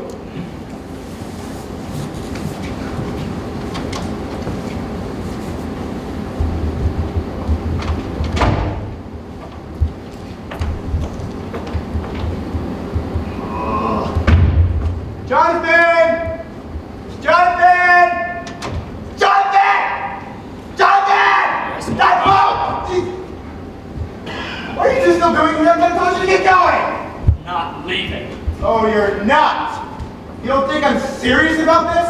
You want to let Harry know what's in that window seat? We're staying here. All right. You asked for it. Guess what, you and Officer O'Hara at the same time. Officer O'Hara, come in here. If you tell O'Hara what's in the window seat, I'll tell him what's down in the cellar. Cellar? There's an elderly gentleman down there who appears to be quite dead. What were you doing in the cellar? What's he doing down in the cellar? Oh, thanks, man. You're fine. I got money. Now, what are you going to tell O'Hara? Hey, Mr. Brewster, your aunt's one here too. Should I bring him in? No, don't bring him in here. You gotta ring in. Oh, the hell with bringing him in. I'll get your aunt in here. It's on the block. No, we can't do it all these people around. We gotta get alone someplace later. Oh, how about the back room at Kelly's? That'll be fine. You go ring in. I'll meet you at Kelly's. Why don't you two go down to the cellar? Oh, that's all right with me. No. You gotta go to Kelly's, and you're gonna ring in on the way. All right, that'll only take a few minutes. Okay. Gonna ditch this guy and be back in 5 minutes. When I get back, you both had better be gone. No, don't do that. Wait for me. Oh, we'll wait for him, Doctor. I waited a great many years for a chance like this. We got him right where we want him. They look guilty. Bring the bags back to the cellar to the rooms. Hang on. I'm sorry. I thought my whistle blew the Just 1 moment, and he'll be back in a few minutes. Is there any food left in the kitchen? Prepare some food from Dr. Einstein. But you won't have time. No. If you're still here and Mortimer gets back, you won't like it. Oh, he'll like it. He's gotta like it. Prepare some food for us while we bury Mr. Spinaldo down in the cellar. Oh, no. You can't take our cellar. No, Jonathan, you've got to take him with you. But there's a friend of Mortimer's downstairs waiting for him. A friend of Mortimer's. They'll get along great. They're both dead. Oh, you must mean Mr. Hoskins. Mr. Hoskins, you know about what's down in the cellar. Of course I do. And he's no friend of Mortimer's. He's one of our gentlemen. Your gentleman? Yes, and we won't have any strangers buried in our cellar. Besides, there's no room for Mrs. Spinaldo. The cellar's crowded enough already. Crowded? Wait, with what? There are 12 graves down there now. 12 graves? He'll leave very little room, and we're going to need it. So you're telling me that you and Aunt Martha have murdered? Murder? Certainly not. It's one of our charities.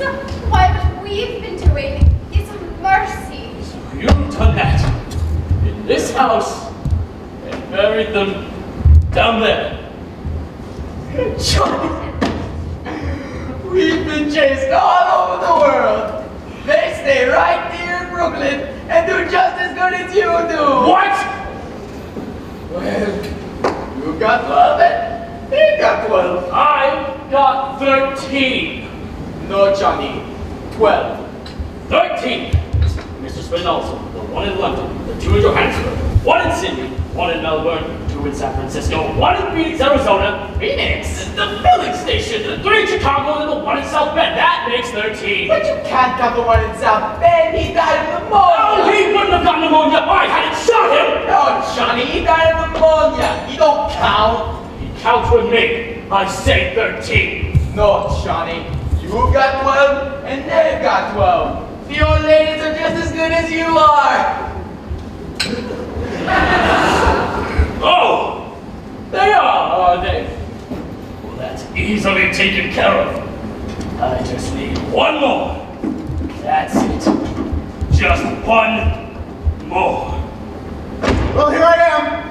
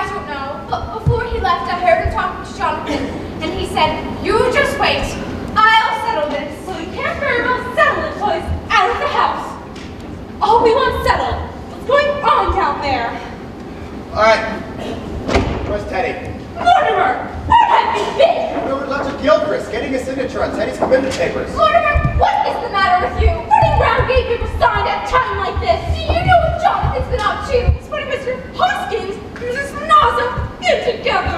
He is he? Well, let him. Is Teddy in his room? Teddy won't be any help. If I can get his signature on these commitment papers, I can tackle Jonathan. What do they have to do with it? You had to go and tell Jonathan about those 12 graves. If I can make Teddy responsible for those, I can protect you, don't you see? No, I don't see. And we pay taxes to the police protect us. I'm going upstairs. Well, come along, Martha. We're going for the police. The police! No! They can't go to the police! Why can't we? Well, because if you go to the police about Mr. Spinazzo, they find Mr. Hoskins too. And that might make them curious, and they find your other 12 gentlemen. Mortimer, I think we know the police better than you do. I don't think they pry into our private affairs if we ask them not to.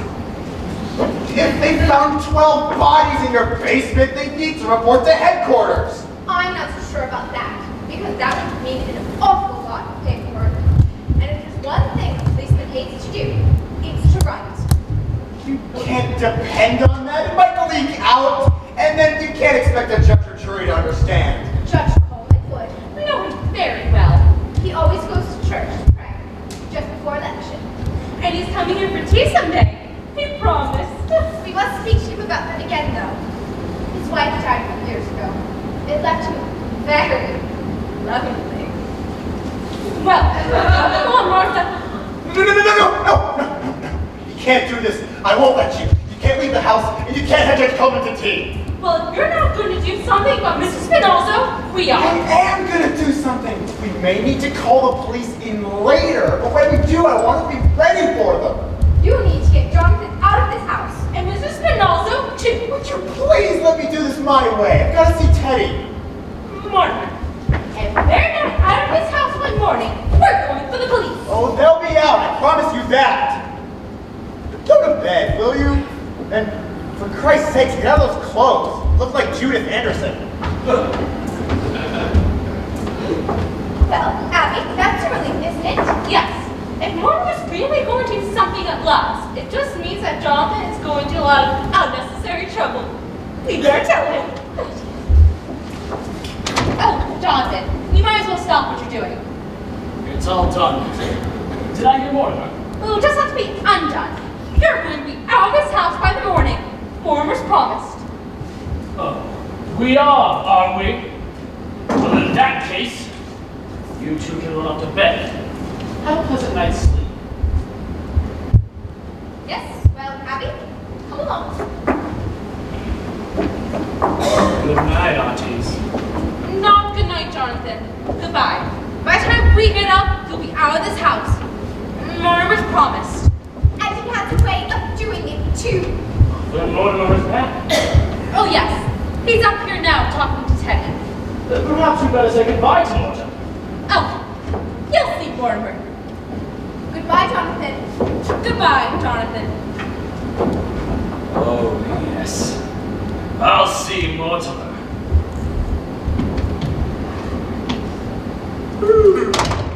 Phew! That's all fixed up. Smooth like a lake. Nobody never know they were down there. That bed feels good already. 48 hours we didn't sleep. Come on, Johnny. We go up now, yes? You're forgetting, Doctor. What? My brother, Mortimer. Johnny, tonight we do that tomorrow or the next day. No, tonight, now! Johnny, please, I'm tired and tomorrow I got to operate! Yes, you're operating on me tomorrow, Doctor, but tonight we deal with Mortimer! But Johnny, tonight we go to bed, eh? Doctor, you can see it's going to be done, can't you? Johnny, I can see. I know that look! It's a little too late for us to dissolve our partnership. Okay, we do it, but the quick way. The quick twist like in London. Oh, no, Doctor. I think this requires something a little more special. I'm thinking the Melbourne method. Johnny, no, not that. 2 hours, and when it was all over, what? The fellow in London was just as the fellow in Melbourne. work in London, there was no aesthetic satisfaction in it. But Melbourne, now there was something to remember. Remember? I wish I didn't. No, Johnny. Not Melbourne. Not me! Yes, Doctor. Where are your instruments? I won't do it, Johnny. I won't do it! Where are your instruments? Johnny! Doctor, where are they? Oh, that's right. You left them in the cellar. Where? I won't pay you. I'll find them, Doctor. No, don't do that, Mr. President! But I cannot sign any proclamation without consulting my cabinet. It must be a secret! A secret proclamation? How unusual. Japan mustn't know until it's signed! Japan! You have my word. I'll sign it right away. I can let the cabinet know later. Let's go and sign it. You wait here. A secret proclamation must be signed in secret. I'll have to put on my signing clothes. Report, Mr. President.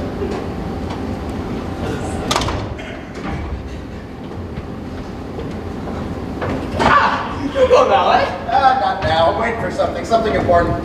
Please, you go now. Dr. Einstein, I have nothing against you personally. You seem like a nice fellow. So, just take my advice. Get out of the house. And get as far away as possible. Trouble. Yeah, you get out. But don't say I didn't warn you. I'm warning you. Get away quick! Things are gonna start popping up any minute. Listen, Johnny's in a bad mood. When he's like this, he's a madman. Things happen. Terrible things. Oh, that doesn't worry me now. Ah, hell! Don't those plays teach you anything? About what? Well, at least people in plays act like they got sense. That's more than you do. Oh, you think so, do you? You think people in plays act intelligently? Well, you had to sit through some of the ones I had to sit through. For instance, take a little opus I saw tonight, for example. In this play, there's this man. He's supposed to be bright. He knows he's in a house of murderers. He ought to know he's in danger. And he's even been warned to get out of the house. But does he get out? No.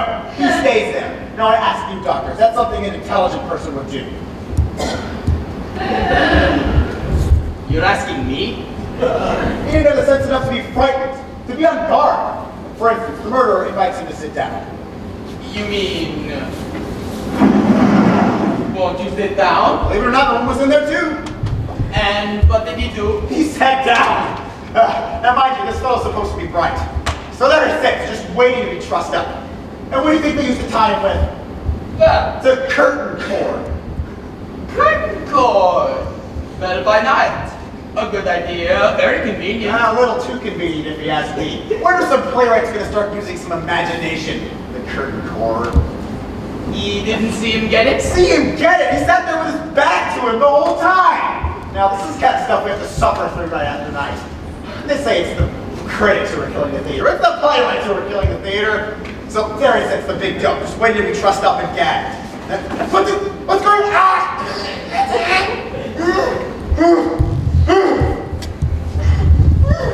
You're right about that fella. He wasn't very bright. If you don't mind, we'll finish the story.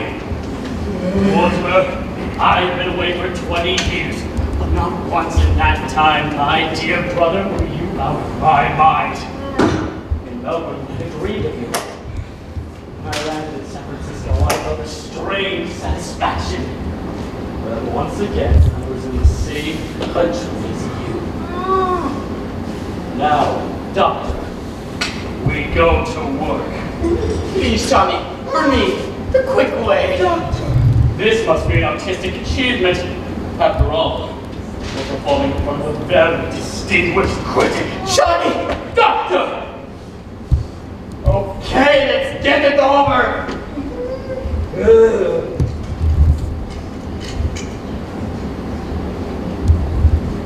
All ready for you, Doctor?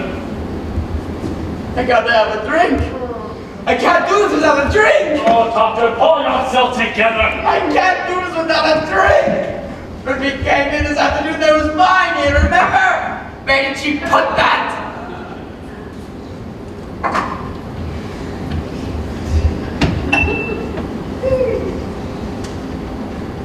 Look, Johnny. He got the drink. Finally.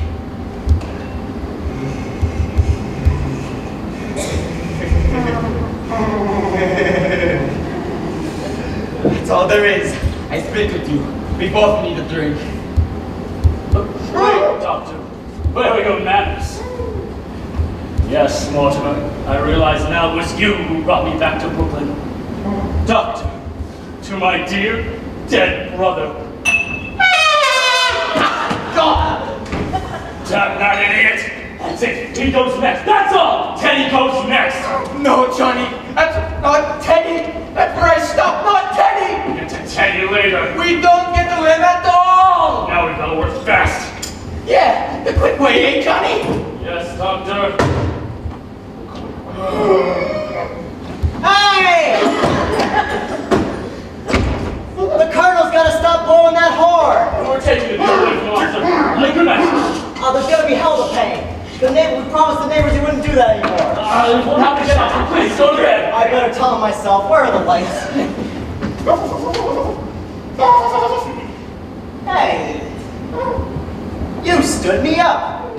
I waited an hour at Kelly's for you. What happened to him? He was explaining the play he saw tonight. That's what happened to the fella in the play. That's what happened in the play you saw tonight? Gee, they practically stole that from the second act of my play. Why, in the second act, right after the... Oh, well, I better start at the beginning. See, it opens in my mother's dressing room. What? Oh, yeah.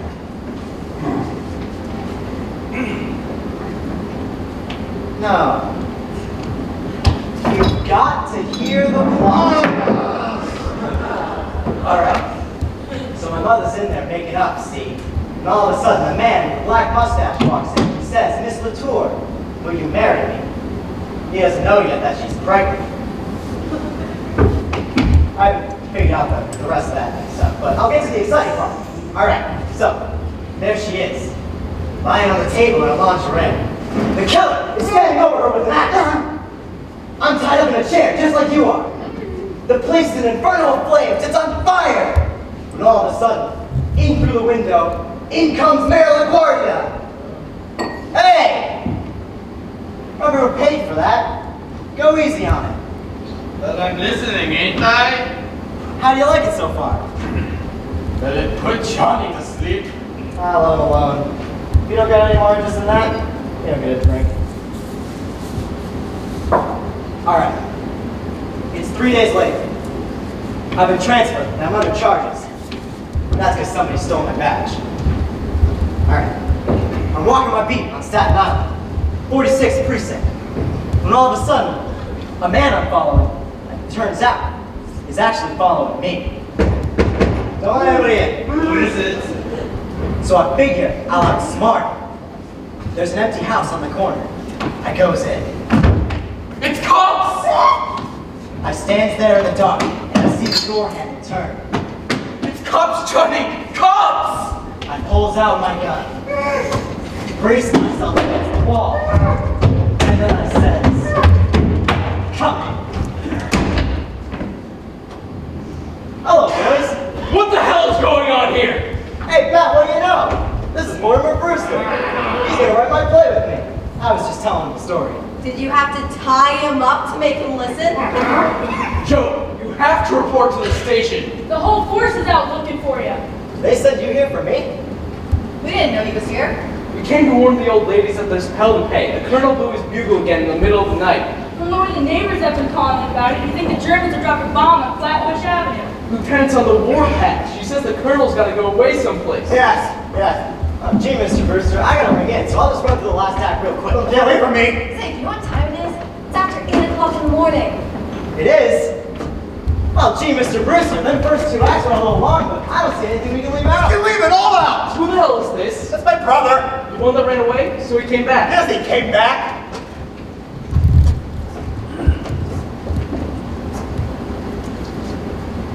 This is Brophy, give me Mac.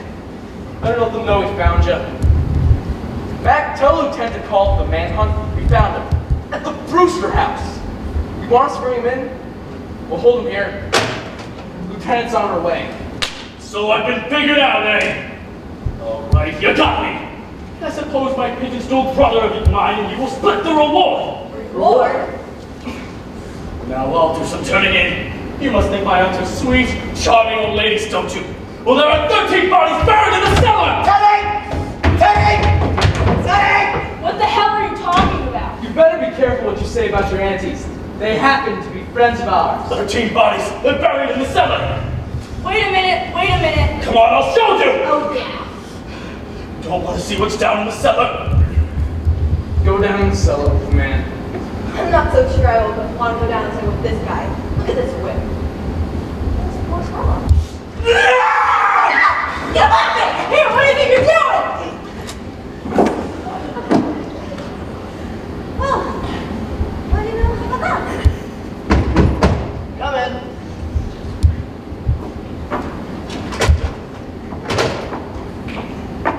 What the hell are you men doing here? I told you I was going to handle this. Well, sir, we was just about to. What happened? Did you put up a fight? This ain't the one that blows his bugle. It's his brother. Tried to kill Klein. All I said was they look like Boris Karloff. Turn him over. You kind of think he's wanted somewhere. Or you kind of think he's wanted somewhere. You men don't read the circulars we post in the station. You at least read True Detective. Certainly he's wanted somewhere. In Indiana, escaped from prison for the criminally insane. He's a lifer. For God's sake, that's how he was described. He looked like Karloff. Was there a reward mentioned? Yeah, and I'm claiming it. He was trying to get us down in the cellar. He said there were 13 bodies buried down there. 13 bodies. And that didn't tip you off he came from that house? I thought all along you talked kind of crazy. Oh, it's Shakespeare. Where have you been all night? You needn't bother to tell me. I've been right here, writing a play with Mortimer and Brewster. Oh, we had plenty of time to write that play. You're suspended. Now get back and report in.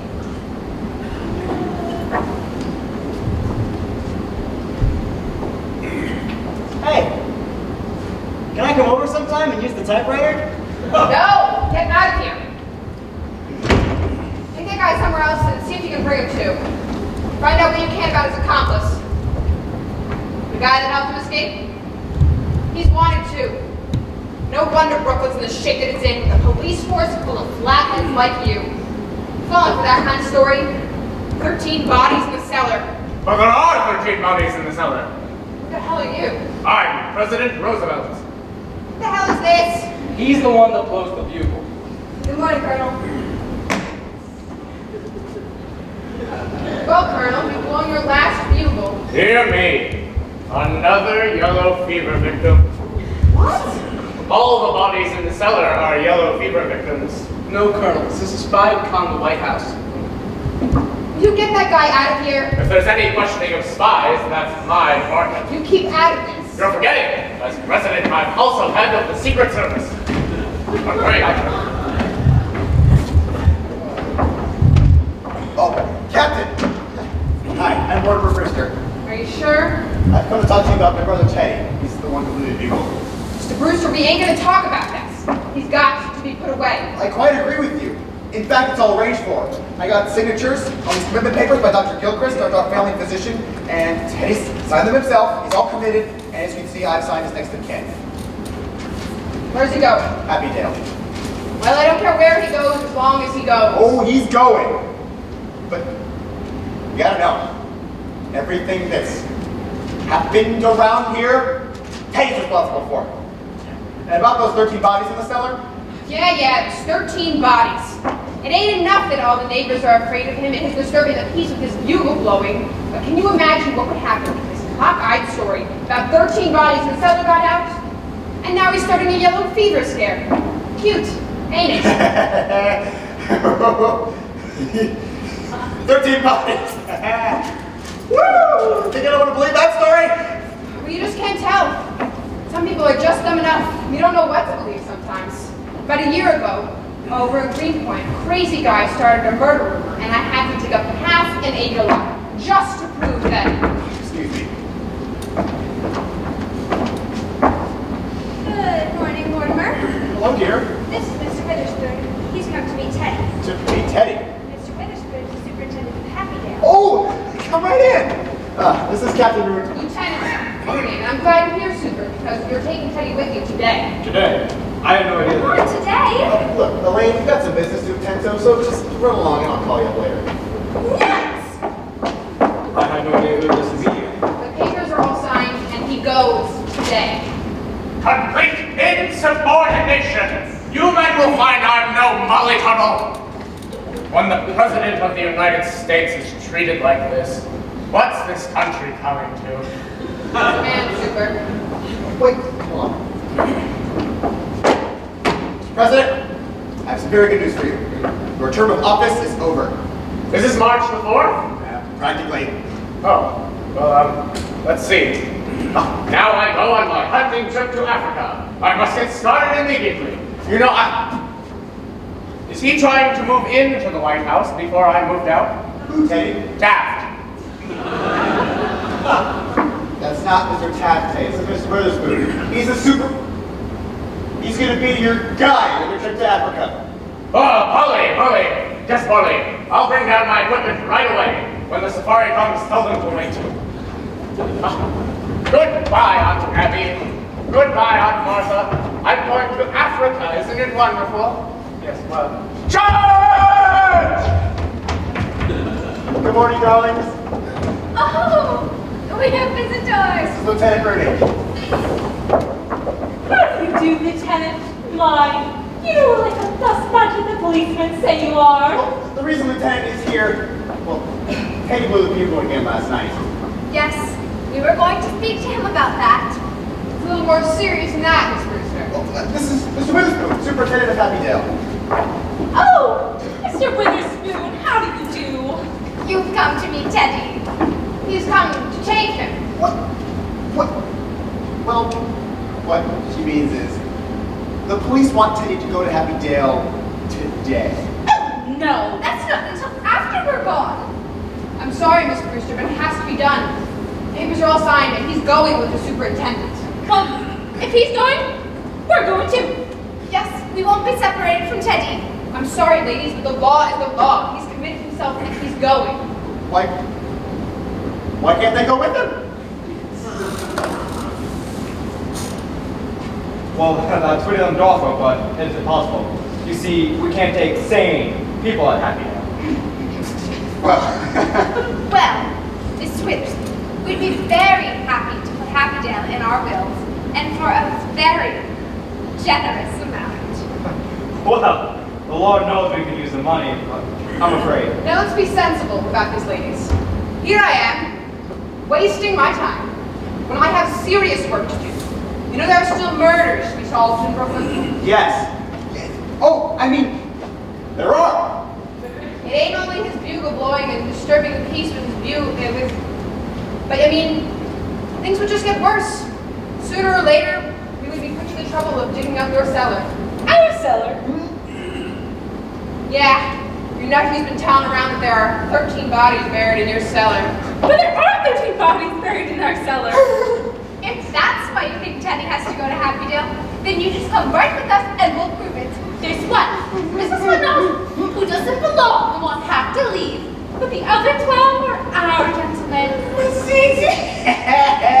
I think the Lieutenant doesn't want to go down in the cellar. She was just telling me about how she had to dig up a whole half-acre lot. Weren't you, Lieutenant? That's right. Oh, you don't have to dig here. The graves are all marked. Little flowers on them every Sunday. Flowers. Superintendent, are you sure you don't have the room for these ladies? What all I? You come along right now, and we'll show you the graves. I'll take your word for it. How about it, Super? Well, they have to be committed. Well, Teddy committed himself. Can't they commit themselves, sign the papers? Why, certainly. Well, where are the papers? We'll sign them. Yes, where are they? Come around, Lieutenant. Oh, good morning, Miss Benson. Good morning, Miss Vincent. Are you here too? Yeah, we've got your other nephew out in the kitchen. Well, sign up, Superintendent. I want to get this all cleared up. 13 bodies. If you'll sign right here. And you right here, Aunt Abby? I'm really looking forward to going. The neighborhood here has changed so. Yes, it'll be nice to have a front lawn again. Oh, we're forgetting something. What? We're going to need the signature of the doctor. Dr. Einstein, come down. Why don't you read you sign some papers? Please, I thought, come on, it's not that hard. This one time last night, I thought Dr. Einstein was going to operate on me. The sign right there, Doctor. Where are you leaving, Doctor? I think I must go. Aren't you going to wait for Jonathan? I don't think we're going on the same. Elaine, you're here. Stick around, won't you? Don't worry, I'm going to. Matt, Rooney, we caught that guy that's wanted in Indiana. Now, there's some papers on my desk that give a description of the accomplice. Read it to me. Yeah, about 54, 5'6", 140 pounds, blue eyes, poses as a doctor, talks with a German accent. Thanks, Matt. That's all right, Lieutenant. The doctor here just finished the signatures. Thanks, Doc. You're really doing Brooklyn a service.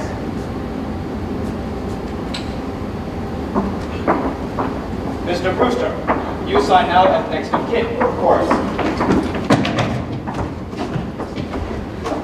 Right here? That's fine. Right, this makes everything complete. Everything legal. Oh, yes. Aunties, now you're safe. When do you think we'll be ready to start? Well, Mr. Witherspoon, why don't you go upstairs and tell Teddy just so we can take along? Upstairs? I'll show you. No, Mortimer, you can stay down here. We want to talk to you. Yes, Mr. Witherspoon, just upstairs, turn to the left.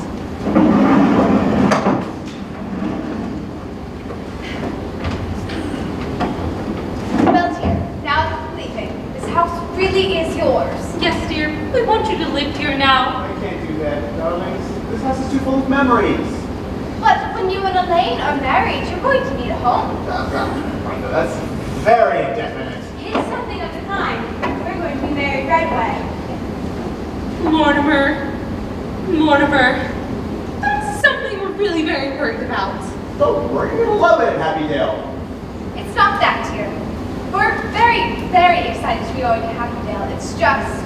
Will they investigate those signatures? So worry, they're not gonna look up Dr. Einstein. It's not his signature, dear. It's yours. You see, you signed as next of kin. Of course, why not? Well, now that you're a man, and Elaine has the right to know this as well. You're not really a Brewster. Your mother came to us as a cook, and you were born about 3 months afterwards, but she was such a sweet woman and such a great cook. We didn't want to lose her, so brother married her. I'm not really a Brewster. Don't feel badly about it, dear. And Elaine, it won't make any difference to you. I'm a bastard! All right, well, I really must get breakfast started now. Mortimer's coming over to my house. Father's gone to Philadelphia, and Mortimer and I are going to have breakfast together. Oh yes, I need some coffee. I've had quite a night. In that case, I should think you want to go to bed. I do.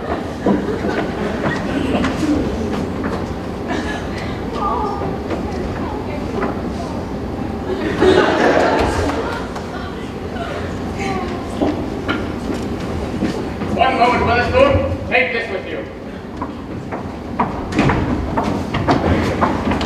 Leave the wagon. My car's out front. Oh, are you leaving, Jonathan? Yeah, he's going back to Indiana. There's some people there that want to take care of him for the rest of his life. Well, it's nice to know that you have some place to go. We're leaving too. Yes, we're going to Happydale. Then this house is seeing the last of the Brewsters. Unless Mortimer wants to live here. I have a suggestion. Why not turn it over to the church? Well, I never thought of that. After all, it should be a part of the cemetery. Come on, let's get going. Busy woman. Well, aunties, I can't bet on my record now, but neither can you. The score stands even. 12 to 12.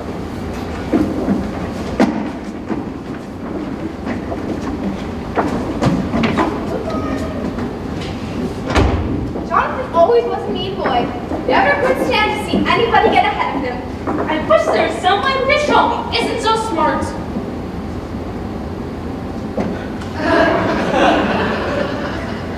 Mr. Witherspoon, does your family live with you in Happydale?